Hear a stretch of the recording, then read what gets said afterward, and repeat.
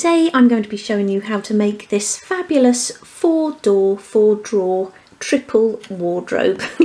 Now this is for the main bedroom in my doll's house, and it is quite an advanced and quite a long build. So what I've done is split the tutorial into 2 videos. Now as usual, the cutting list for this piece is in the description box below. So let's get started. Begin by cutting all of the pieces needed for the central section of the wardrobe, apart from the doors, the door mouldings, and I also haven't yet cut the rail. And then once we've constructed this piece, we can measure that and get an exact measurement so that the rail will sit nice and snugly in there. So once you've cut these pieces, prepare the surface by using a 500 grade sandpaper and sanding in small circular motions. And do that on both sides of each piece. Once you've sanded all of the pieces, use a soft brush to remove the sanding dust.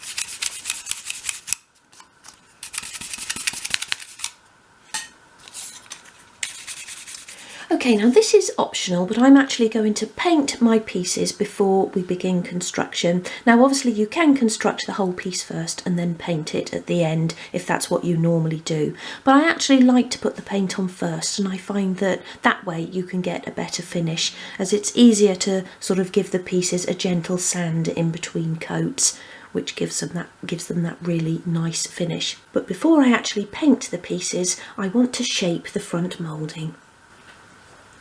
So begin by cutting a piece of paper that's the same size as the piece of wood for the front moulding, and then fold it in half. We're then going to draw on it.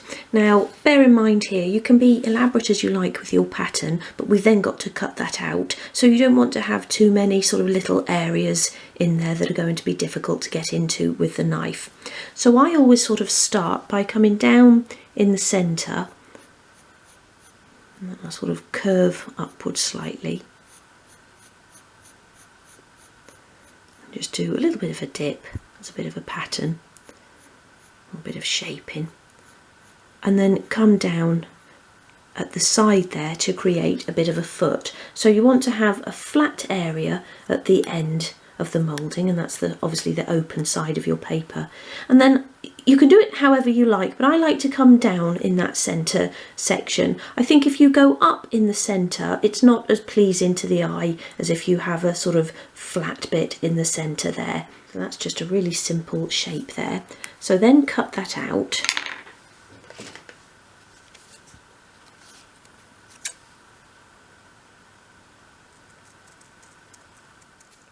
Like that. And you then want to copy that shape onto your piece of wood. Just using your pencil.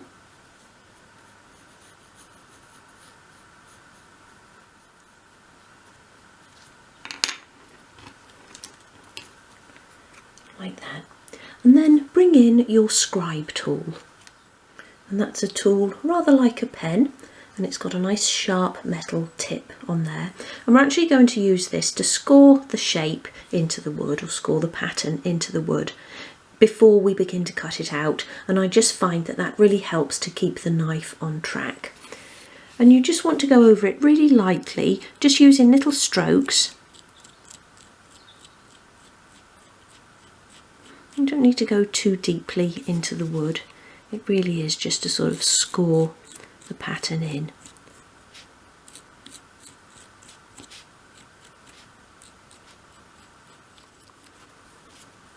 Like so.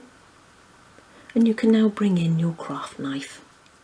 And just using the tip of the knife, you want to again just go over that line. Just really carefully. We're not trying to cut out at this stage. We're just scoring the pattern again into the wood.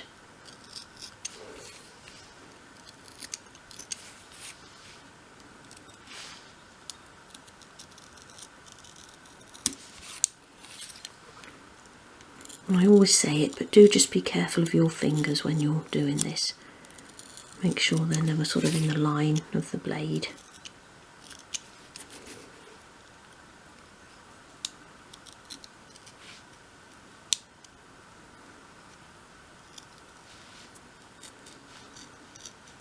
Now if I were cutting out from a larger piece of wood, I'd make sort of sections in the piece and then cut them out sort of one by one.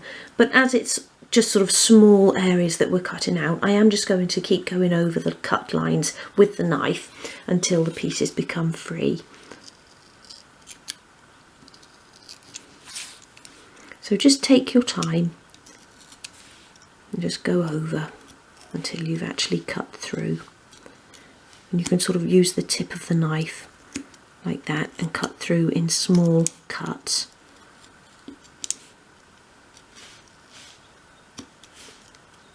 Don't try to pull the piece away until you are sure that you're completely through, as you may split the piece of wood that you want to keep whole. You can sort of come down like that.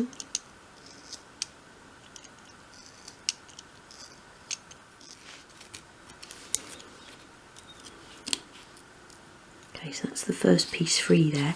So just go along, like I say, take your time and work each section free.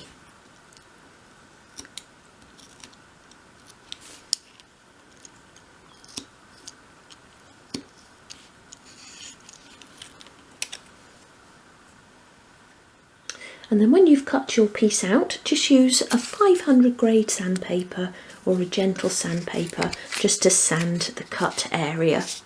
And you can wrap it around your finger or around a paintbrush or something like that to really get into the curves. I also always sand from front to back as well, and then you get that sort of nice curve going that way as well, which looks like a sort of bevel on the curve.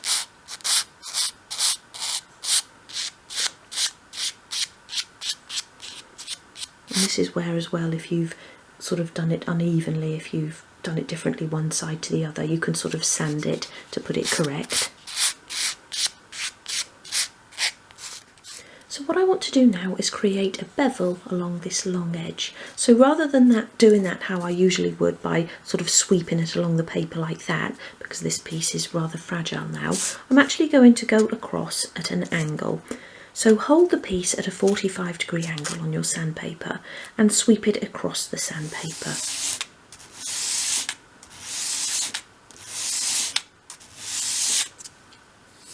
And that will just bevel off at that top edge. And a shaped edge always looks a little bit nicer than a square edge when things are joined together. And all of these pieces are now ready for the first coat of paint.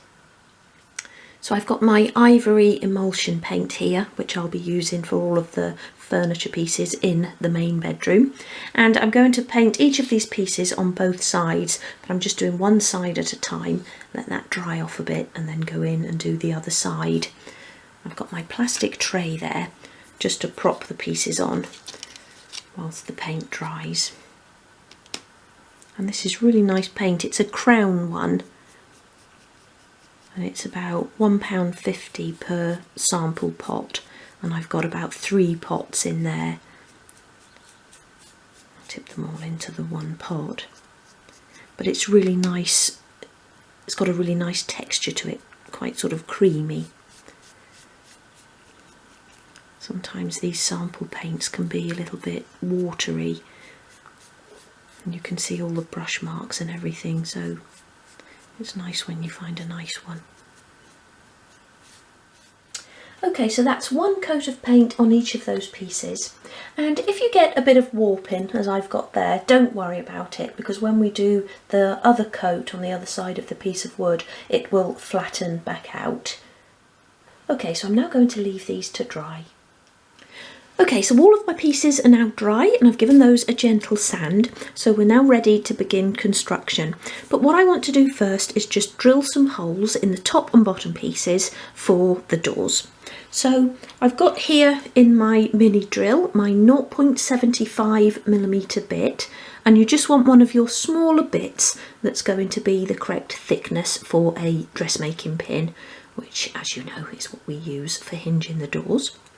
So we're going to do a hole in each corner, and we're going to come in by 2.5mm or 3/32 of an inch. So line your rule up like that and then just do a little line, 2.5mm millimeters in.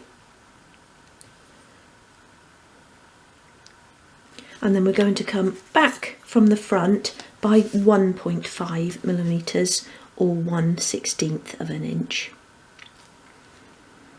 And then you can do your little dot, and that's where we'll drill the hole. So in by 2.5, 3/32 of an inch, and back by 1.5, 1/16 of an inch. Yeah, so then just rub out the pencil marks and your little dot will stay there. That's just so we can't see them when we're looking into our door. And then drill your hole. Hold your drill upright.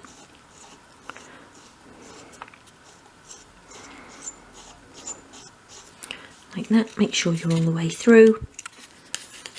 Do the other one. Sorry about the squeak. When you the piece starts twisting like that, you know you're through. And then do the same with your top or bottom piece there.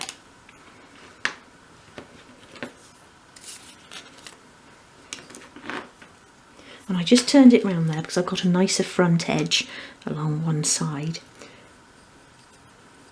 And I always like to have the sort of nicest edges facing forwards.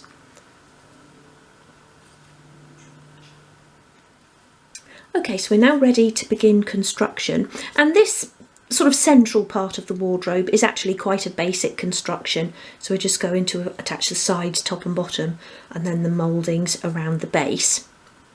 So there's no internal shelves or anything like that to worry about. So we're going to begin by applying glue along the long edge of the back piece, and then we can attach our first side along that outer edge. Like that. Lay the back piece down and then attach the side, just making sure I'm in camera there. It's always tricky with these larger pieces to keep sort of within the lens this close up. You want to make sure here that the side is flush with the top and bottom of the actual back piece there. I just need to come down a tiny bit. And then what you can do again is bring in a piece of your spare strip, and I'm just looking for a longer piece here, and press that against the side. And this is actually just so that you're getting even pressure all the way along there. And it helps as well to press it into place when you're working on a larger piece that's sort of larger than your hands. So give that a good press. Remove any excess glue from along that inside edge.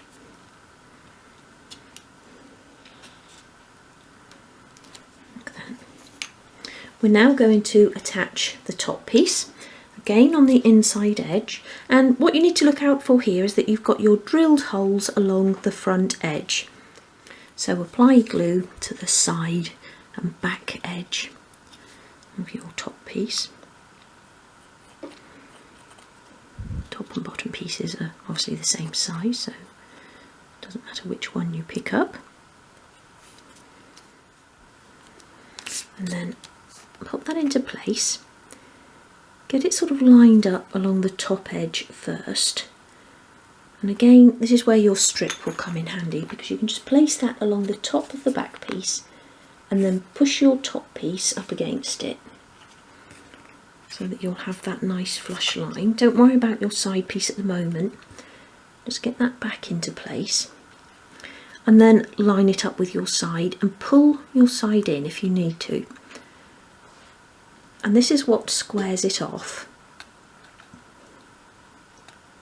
Now, I know a lot of people like to use jigs, which is a good idea, but I always think if you've cut your pieces squarely, when you join them together, then your actual build will be square, as long as you make sure that all of your lines are lined up and flush.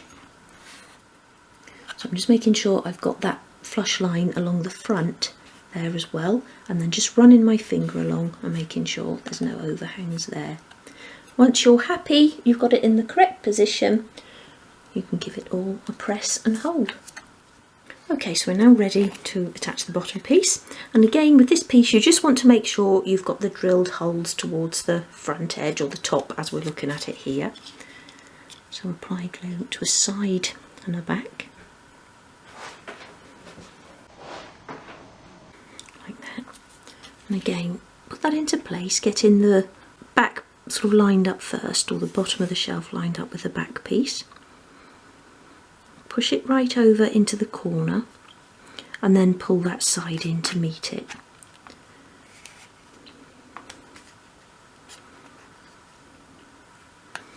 Use your finger to check that all of your joins are nice and flush, and then once you're happy you can give it a press. I'm just going to bring that piece of strip in and push that along the bottom there. Make sure I'm flush along the bottom. Okay. Just get inside and remove any excess glue again. Okay, so we're now going to attach the remaining side, and I'm actually going to stand it up to do that. So apply glue along your open edges.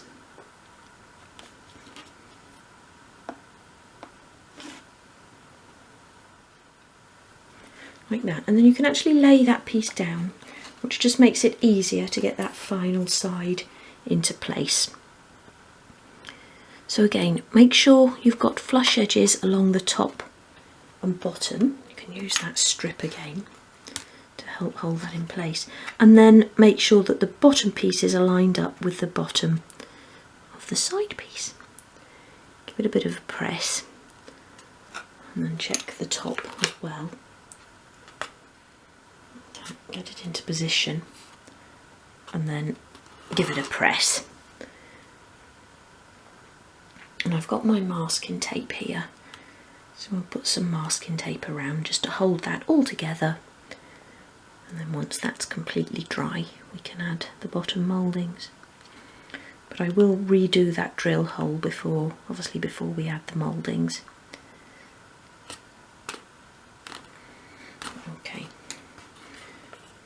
Quick look inside for any excess glue.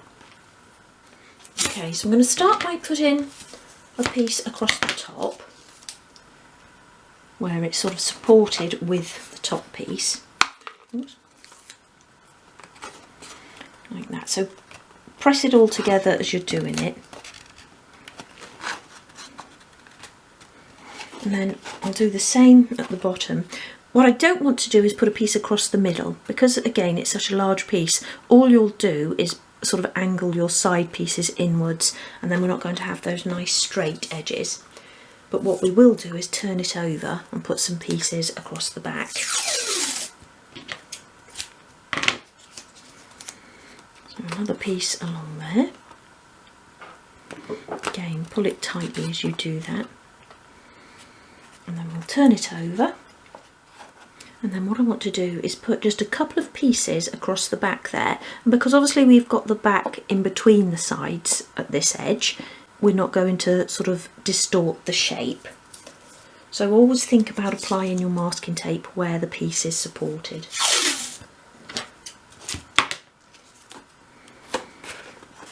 Again, pull it nice and tightly as you're applying your tape.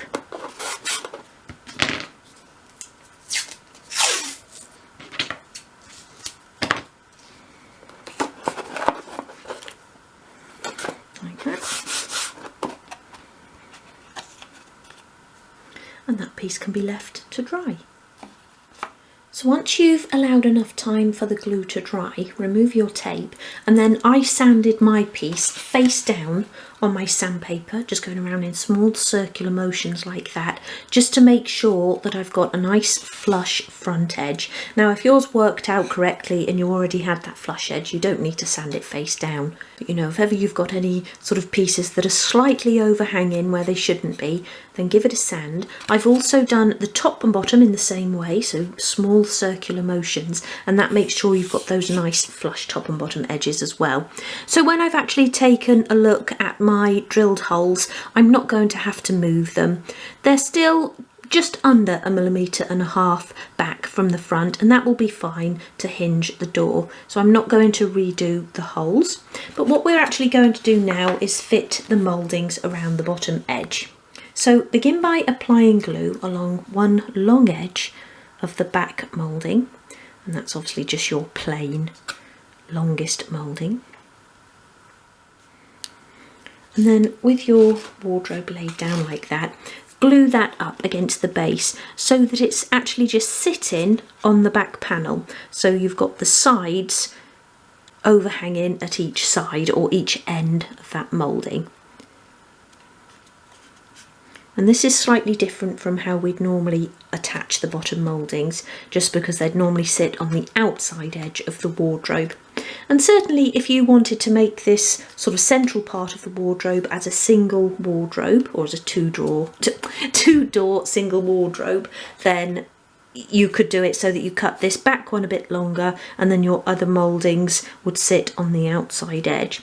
So our front one's also a little bit shorter so that that will sit within the sides, and that's obviously because we're going to be adding on those other cupboards at either side. So now bring in one of your side mouldings, and that's going to sit right at the bottom of the side piece there. So you want to make sure that it's not overhanging at the front, and I think actually mine is a tiny bit, so I'm just actually going to sand a little bit off. So hold it flat against your sandpaper and just go along in one direction. I'll just give that a couple of sweeps and then try again. And you want that nice flush edge there, so it still feels as though it's overhanging a bit. And again, this is either just because I've cut it a little bit too long or the paint has made it longer. Let's do that and then try it again. And you only ever want to sand off a tiny bit at a time and then try again, because you don't want it to be too short, as your front moulding's going to sit back slightly, and that is now a really nice length. So I'm going to turn that on the side like that. Let's do it on camera.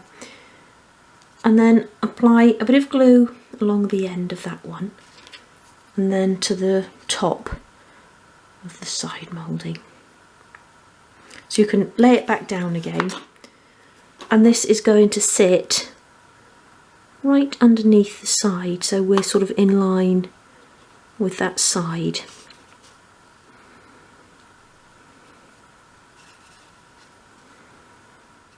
And then let's lay it on the side as well, so that we're getting it nice and flush. It's easier to sort of press it all together like that, making sure that the back piece is sitting flush along the end of that side. So give it all a press, and then you can attach the other side one. Let's just check that as well. Yeah, that's nice and flush along there. So again, apply a little bit of glue to the end of the back moulding, and then along one long edge of the side moulding, and then glue that into place as well, getting that nice flush side. Give it all a good press. And we're now going to attach the front one, so apply glue along the front edges and just along the front of that bottom piece, like that, and then lay the front moulding into place. Check that you've got it the right way round, and that will be the side that we did the bevel on, if you remember, so that should be towards the front. So you want to attach this so it's flush at each side, and then just run your finger along that bottom shelf, and it shouldn't be overhanging at all. Otherwise we're going to have trouble with the doors. So get that lined up like that. Make sure you've got flush sides, and then again you can give it a press. Just have a look from there as well. So I've got a little bit of an overhang here with my side, just a tiny bit, But again, once these have dried into place, we can sand it, you know, hold it up and sand the bottom so that we've got that nice flush bottom again. We like a nice flush bottom, don't we? Okay.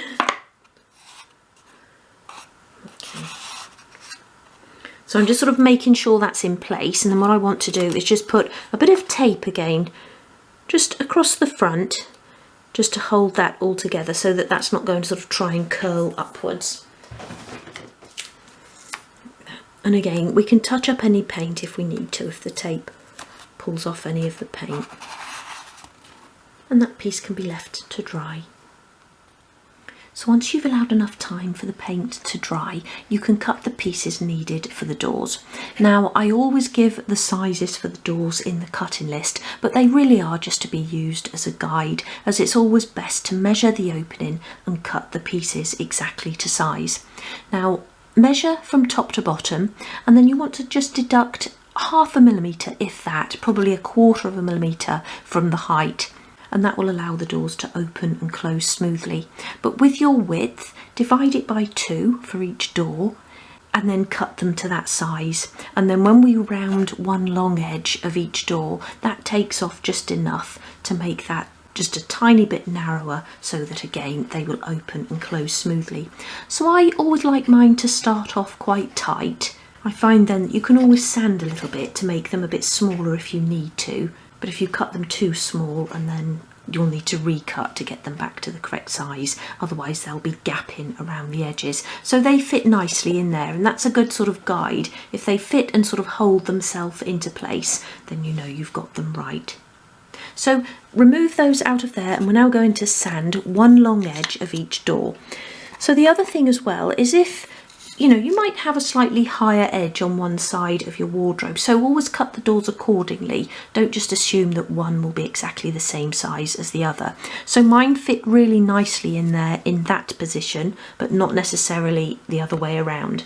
So I want to keep that as the left-hand door and that as the right, so I'll need to sand that edge of my first door. Now, if you want to, you can just put a little pencil mark on them, and I'm actually going to do that underneath where I'll be having my moulding. So I'm just going to put L and R for left and right, and then I'll know which way around they go back into the wardrobe. So to round over your door side, hold the piece against your sandpaper at a 45-degree angle, and as you sweep it towards you, bring it into an upright position.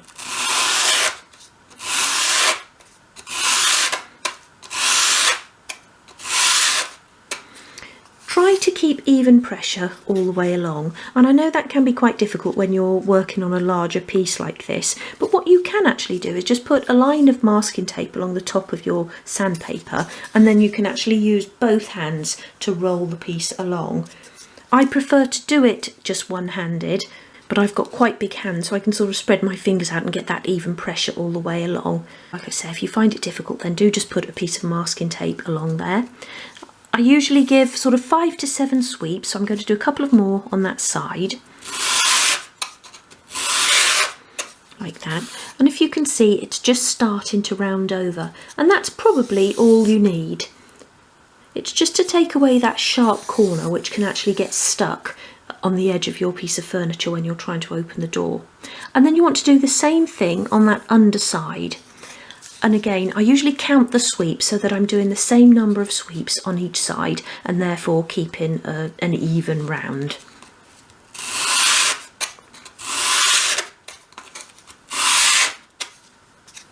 And as you can see as well, I'm going all the way down the sandpaper, so don't sort of go all the way down on one side and then on the other side just sort of go halfway down, as you won't be getting that nice even round. So if you have a look from the top there, you can see that's just rounded over nicely there. And then what I like to do is just take a piece of 500 grade sandpaper and just tidy that up in my hand, just so you've got that nice curve and not sort of a round and then a line, if you see what I mean. So just go along that edge all the way along, and the same on the other side. So that's the first door done. So you can pop that back in or pop it to one side. And then do the same with your other door, just remembering where you need to round.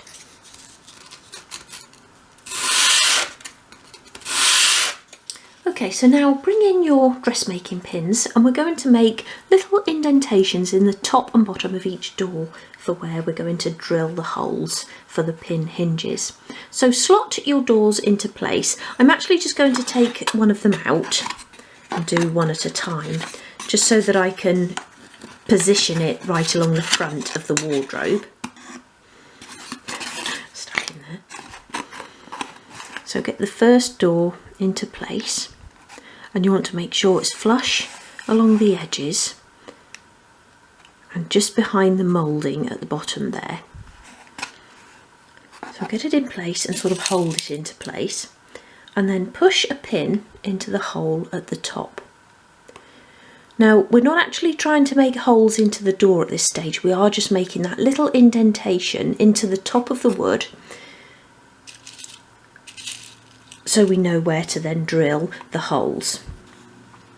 So if your door's sort of holding itself into place, then you can just sort of tilt your wardrobe upside down like that and do the same at the bottom, but I'm actually just going to straighten it up. There's a little bit of movement there. And then push the pin into that hole at the bottom as well. Again, just so that you're just going into the door. And then what you can actually do, if your pins have gone in just far enough, is just try the door.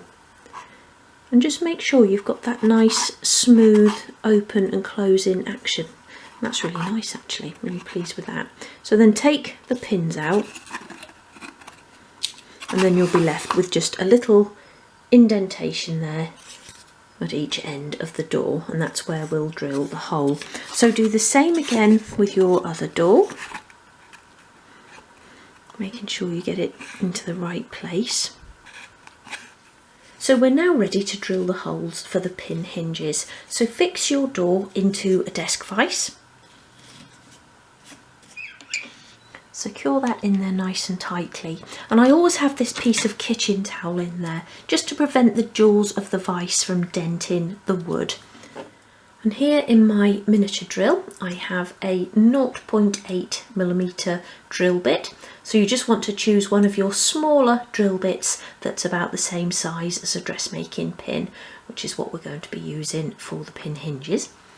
And then hold your drill as upright as you can. If you angle it, you're in danger of drilling through the door, so keep it upright and then drill down like that, and you want to go down by about 6mm or 1/4 of an inch. And to check how far down you've gone, you can just pop a dressmaking pin into the hole there, put your thumb at the top and then take it out, and you can see how far down you've gone. And that's plenty there. So do that at the other edge of the door as well. Okay, so I've cut the mouldings for the doors. Now, I originally was going to do sort of like a shaped moulding, so take off the corner of each moulding, or the opposite corner on each door, but I've decided to keep them square. But what I do actually want to do is just bevel around each edge of the moulding. Now, because I'm using a 0.8mm sheet wood, that's 1/32 of an inch, it's too thin to bevel along my sandpaper as I normally would with a thicker piece of wood. So what I'm going to do is do it in my hand. So just using a 500 grade sandpaper, sweep along the edge at a 45-degree angle, and as you can see I'm supporting it as high up as I can with my finger there. So you really just want to try to prevent the wood from splitting as you're sanding it. We don't need a really deep bevel on this piece, it really is just to take away that sharp edge along there. So already just with those sort of few sweeps you can see that's just starting to bevel. And then you want to support it as much as you can along those longer edges as well. Just be really careful, this wood can break so easily or split really easily. So just keep going until you've got a really nice bevel around all edges. So do the same with both of your mouldings, and we're now ready to glue them into place. So apply the glue to the back of the moulding.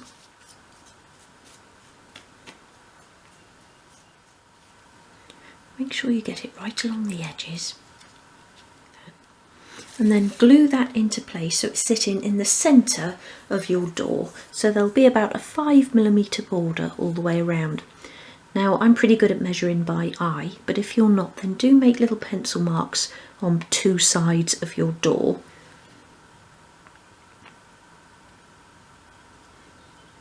Or alternatively you can use a piece of strip wood as a spacer. So just put a piece along one side, a piece along the top, and then you know you're in the centre.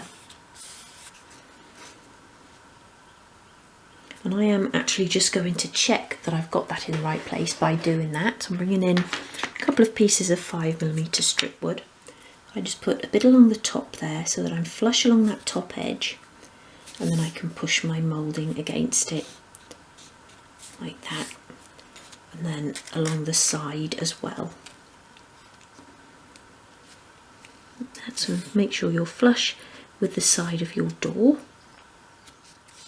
and then push your moulding up against the strip. And once it's in position, you can move your strip, give it a good press, and then I've got my clamps here so that I can actually clamp it into place, because you'll notice as the wood begins to dry, your moulding will try to lift upwards. It will curl upwards unless you secure it. So I'm just going to remove a bit of that excess glue from around the edge, holding the moulding into place as I do so. And then I'm going to start with a clamp at each corner and then work my way around. The more clamps the better, so it will dry nice and flat into place.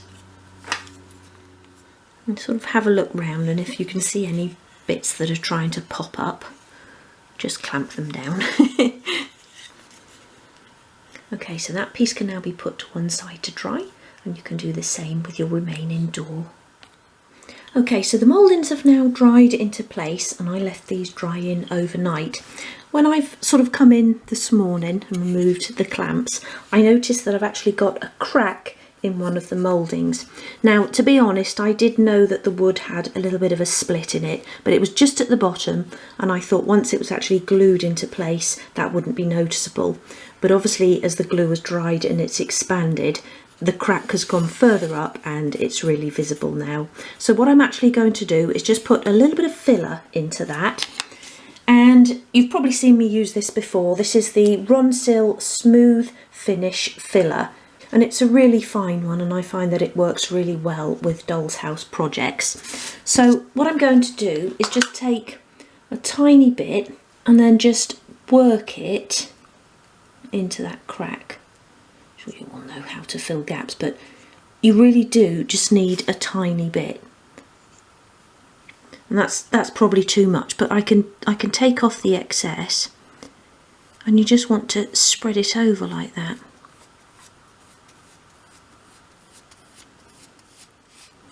And really I should have recut the piece, but like I say, I did think that once the glue was on, that would sort of hold it together. But this filler is really good for filling tiny gaps like this. So I'm just really sort of working it in, and then you can sort of scrape off the excess. Hopefully this won't happen to you, but if it ever does in any project, this is a really good way of hiding it, because I certainly don't want to sort of have to remake the whole door. So I'm going to leave that to dry completely, and I'm not sure how long that takes. I was just sort of having a quick look on the pot to see if it said how long it takes. Well, touch dry in 1 to 2 hours, but what I'll do is I'll leave that till later this afternoon, and I can actually now start cutting the pieces needed for the sides of the wardrobe. And then when I come back to it this afternoon, I'll start by giving it a really good sand to get rid of all of the surface filler, and that will hopefully have hidden the split in the wood. Okay, so I'm just coming back to my doors, and these have actually been drying for a good few hours now. So I'm now going to just sand away the filler.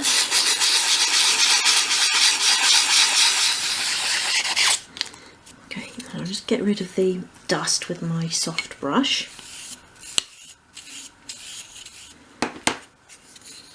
Yep, and that has hidden the crack there. So once I've applied a coat of paint, that should be completely invisible. But what I want to do first of all is attach the doorknobs. So for the doorknobs, I'm using these little pre-turned knobs, 2.5mm, 3/32 of an inch in diameter. And these are available in my Etsy shop. And I think I've just thrown the packet away, but the code is DIY 96793. But obviously any little sort of door or drawer knobs you've got in stock, if you're going to be using a wooden knob, or you could make your own using a cocktail stick. I'm sure you've all seen me do that before, just by snipping off the pointed end and then rounding it over with sandpaper and then cutting it to length. But I've made here my pencil mark in the centre of the straight edge of the door. I'm going to drill my hole using my biggest drill bit, my biggest mini drill bit. Always just give that a little bit of a jiggle, just to make sure that the hole is going to be big enough to take the stem of the doorknob.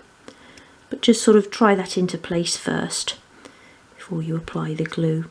And you can make it a little bit larger if you need to by using a cocktail stick just to widen the hole slightly. But that's actually a really nice fit in there. So I'll drill the other hole and then I'll glue those into place. And even if I do have a really nice fit, I always like to apply just a little bit of glue into the hole. And that will just keep them secure in there then.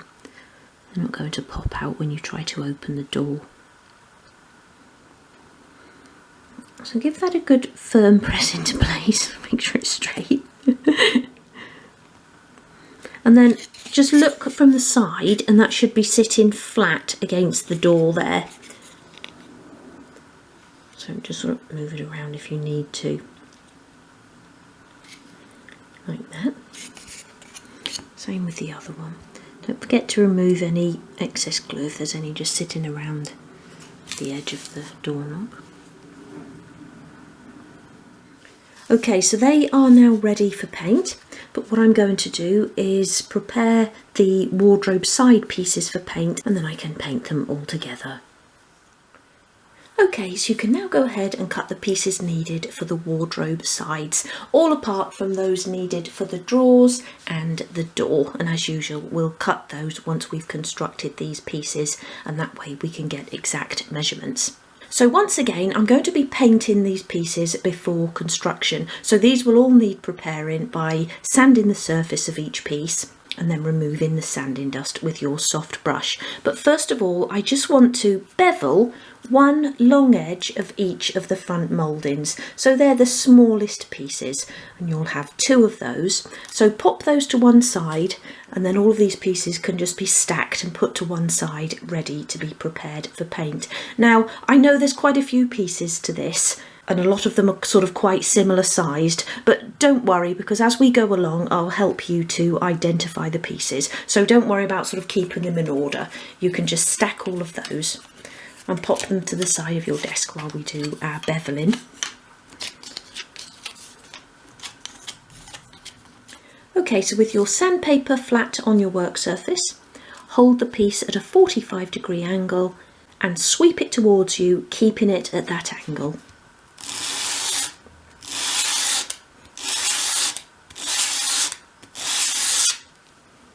Again, I'm starting off there with the 5 sweeps and that has actually created a nice sharp bevel. So I'm then just going to tidy that up in my hand with a piece of 500 grade sandpaper. And that can be added to the pile of pieces to prepare for paint. Do the same with your remaining moulding. Okay, so these pieces are now ready for paint. Again, I'm going to paint them on both sides of each piece. And don't forget to go along the edges as well as you're painting, as obviously some of them will still be visible once all the pieces are put together. Okay, so I've got a plastic lunchbox here as well, the base here turned upside down and the lid there to sort of stand the pieces on once I've applied the paint. I've got the doors to do here as well, and I'm not going to put my gloves on just because it's a water-based paint, so will wash off easily, and it's just easier to sort of hold on to the pieces when you haven't got the gloves on. But I would advise wearing the gloves if you're using a wood dye or stain or something.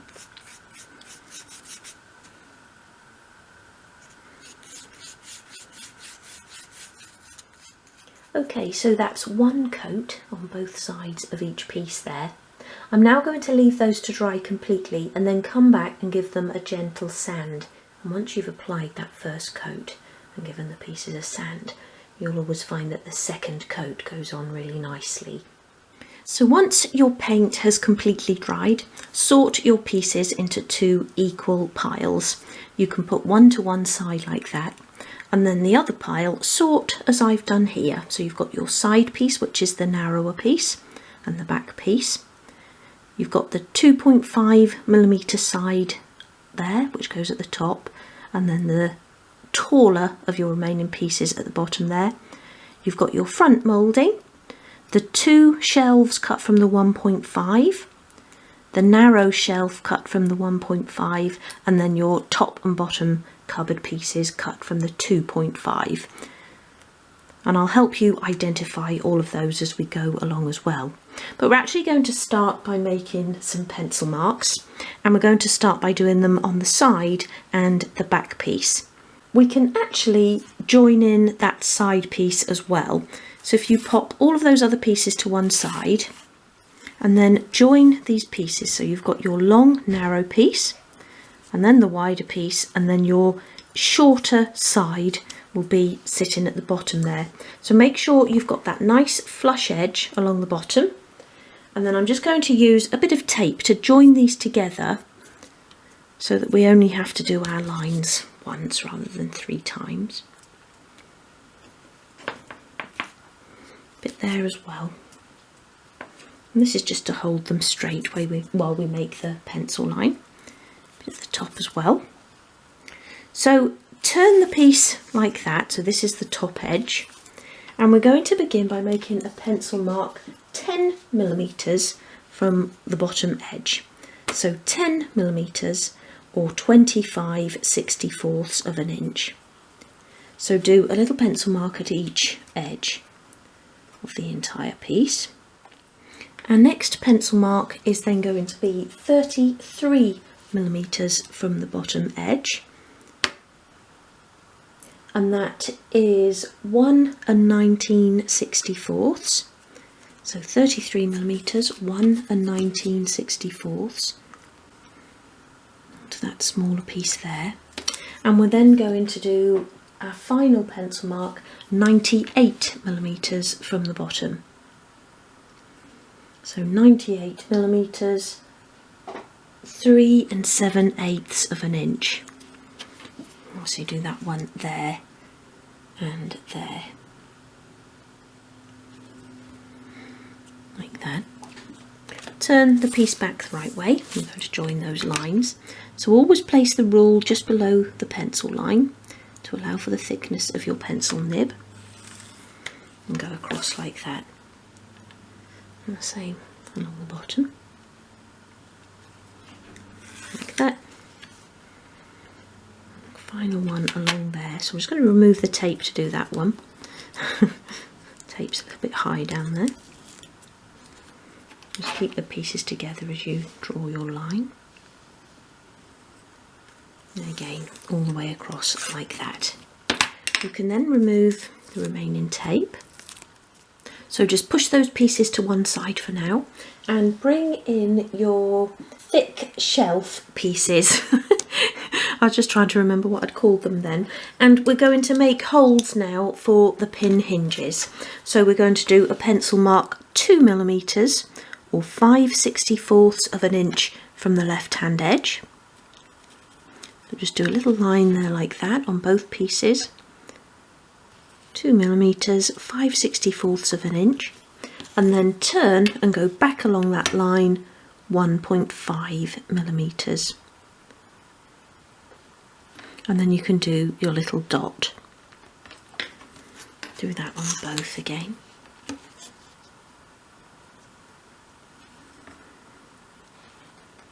1.5mm is 1/16 of an inch.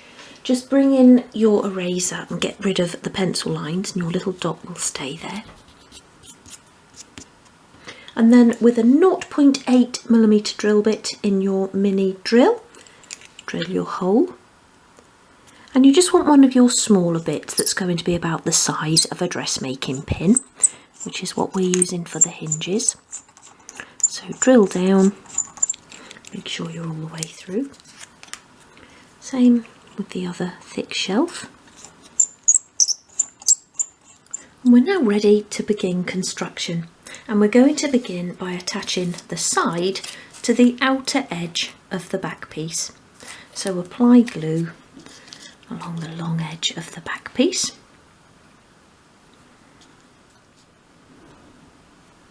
Like that. Lay that back down. Attach the side piece, making sure you've got a nice flush top and bottom edge and that your pencil lines line up. Press the pieces together. I'm actually just going to grab a spare piece of strip. Got a slightly longer piece in there. And I'm just going to use that to press the pieces together. Press and hold. Get rid of any excess glue on that inside edge.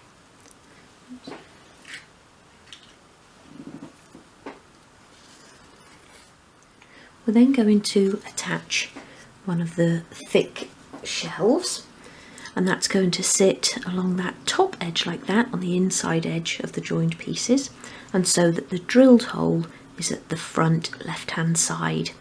So first of all, just put that into place and make sure that it's the same height as your side piece, and you also want it to be the same width as the back. So if you've got anything overhanging or if it's taller than your side piece, just do a little bit of gentle sanding just to get them to match exactly, and that way we'll keep the piece nice and square. So apply glue to a short and a long edge, and then sit that piece into place right along the top edge there, so you can get that top piece lined up first. You can use your strip again to help here, so just press both pieces up against it, and then pull in your side to join to the side of the piece, and you want to make sure it's sitting right into that top corner. That's another thing that can throw a piece out. If you haven't got it right into the corner, then you'll find that you'll have a bit of an angled piece when you come to fit it all together. Again, give it a good press and hold, and again get rid of any excess glue.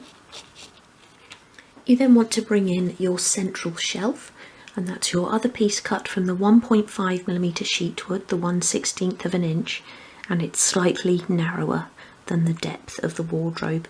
And that's going to sit just above that pencil line there, and there should be gapping at this end because that's where we're going to fit our final side piece. So apply glue to a short and a long edge, and this is narrower to allow for the thickness of the door.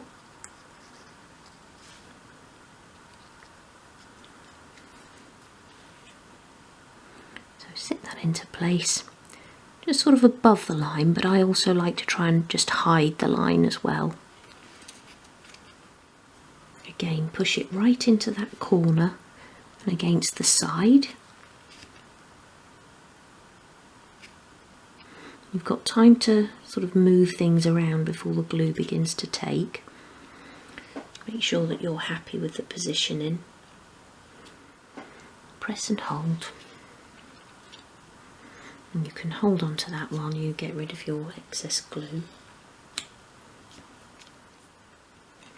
Okay, so now bring in the inner top side, and that's your piece cut from the 2.5mm sheet wood again, 3/32 of an inch, and just lay it into place so that it's going right up to the top of the top piece there, and lay in across your central shelf. And we're just using this to actually make a pencil mark of where the bottom piece will need to go. So then do a little pencil mark at the bottom of this piece so that it's sort of running flush with the bottom.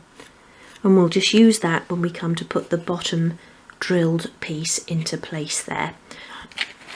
So move that out of the way, and then put a little bit of glue along the side of the central shelf,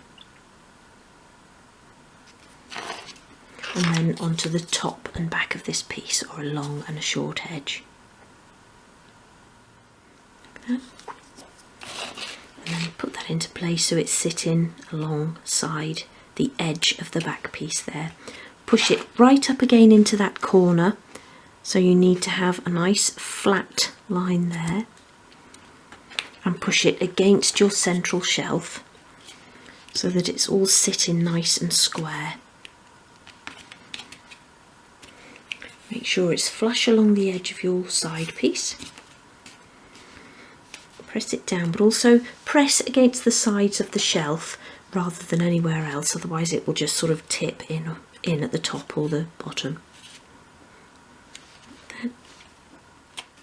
And then what you can do is actually bring in your steel rule to use as a sort of set square. So if you lay it alongside the side of the wardrobe there, the straight edge should be straight underneath the shelf, and the same at the other side as well. And then if you find that you haven't got those straight edges, then you can sort of shift your shelf or your side piece so that you've got nice square straight edges. From the side as well, you want to make sure that it's going right up into that corner and that you haven't got any gap in, and that it's sort of straight all the way down.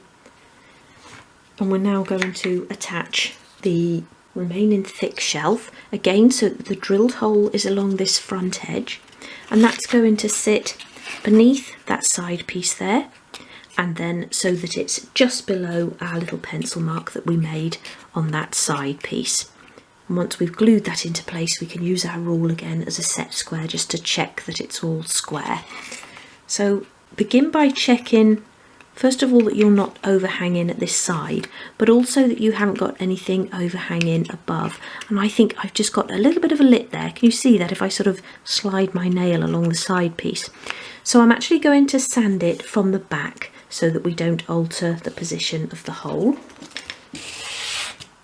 So just go along in one direction and do sort of about 5 sweeps,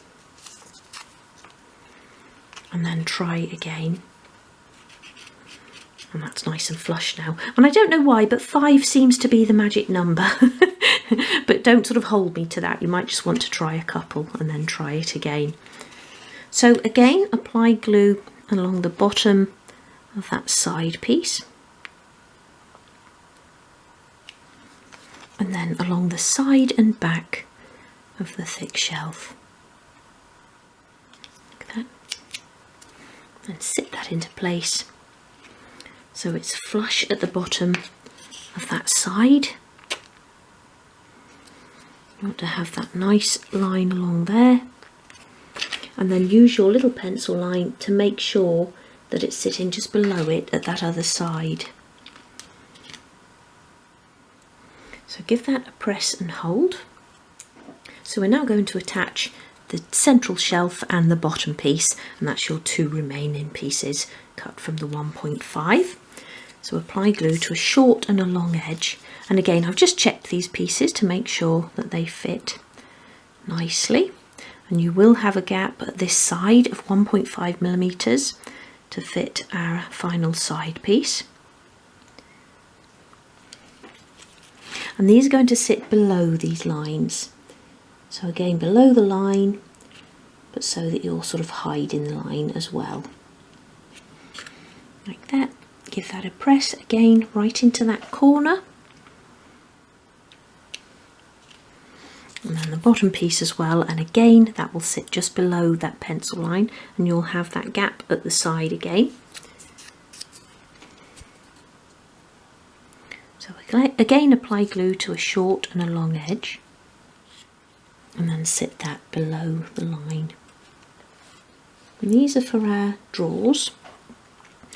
So I've sort of done a narrower drawer to go at the top there and a wider one at the bottom. Thought that might make sense for keeping smaller items of clothing in the top drawer and Perhaps some nice thick cosy jumpers in the bottom one. I'm just going to let that dry off for a moment while I change the battery, and then we'll attach that remaining side piece there. So first of all, just measure your shelf to make sure that it's not overhanging at the bottom there, and that you're sort of flush with your shelf pieces there as well. You can then apply glue along each edge of those shelves as well, and then along the top and back of your side piece. And pop that piece into place. Sort of slide it into place like that. You want to be right up against that thicker shelf there. And then if you have a peep inside, you can use those pencil lines to make sure that your shelves are remaining straight. That bottom piece as well just needs to come down slightly. Give it a good press and hold. And you can just very carefully get inside and remove the excess glue. Like that. We're then going to attach the front moulding. That's going to sit along there like that. So apply glue along those bottom edges, just along the sides there, along the front edge of that bottom shelf, and then attach the moulding so that it doesn't overlap that bottom shelf. So you want nice flush sides, and then just use your finger to make sure that it's sitting flush with that bottom shelf, like that. Otherwise we'll have trouble then getting the drawer in. So if you've sort of cut it slightly longer than it should be and it's overlapping slightly at the bottom, that's okay, because we can sand that to make the bottom flush. But you don't want it overlapping into the drawer opening. And then give it a good press. So a little bit of a different way of putting it together. Had we have had a sort of just a flush straight side piece to go there, it would have been a very sort of straightforward construction. But because of all these different bits, and I want that sort of lower piece there so that the door will just fit snugly on the inside of the unit, it just seemed a little bit more tricky. But we got there, didn't we? And that looks really nice. What I want to do now is just put some masking tape on, just to hold all of these pieces together and nice and flush. So let me grab my tape. I'm going to put some pieces across along this bottom edge, and then we'll get a piece straight over the top as well. Piece over the moulding there like that. Pull it all nice and firmly. I'm going to put a piece straight across the shelf as well. Always better to put your tape in the supported areas so you're not sort of denting in the sides. And then I think I'm just going to put a piece straight over the top there. Stick it across the top there. And then pull it down onto each side. Again, nice and tightly, but without distorting the piece. Okay, so I'll just tuck that masking tape up at the bottom there. And then if we lay those two pieces together, that's how we'll be sitting there. Now if you find that you have got any sort of overhanging pieces along that edge that is stopping that from going against it, we can sand that once the entire piece is dry, so don't worry about that. We can sand and make sure that they fit really nice and flushly together. But for now, that piece can be left to dry, and we now need to construct the other side just as a mirror image of what we've just done here.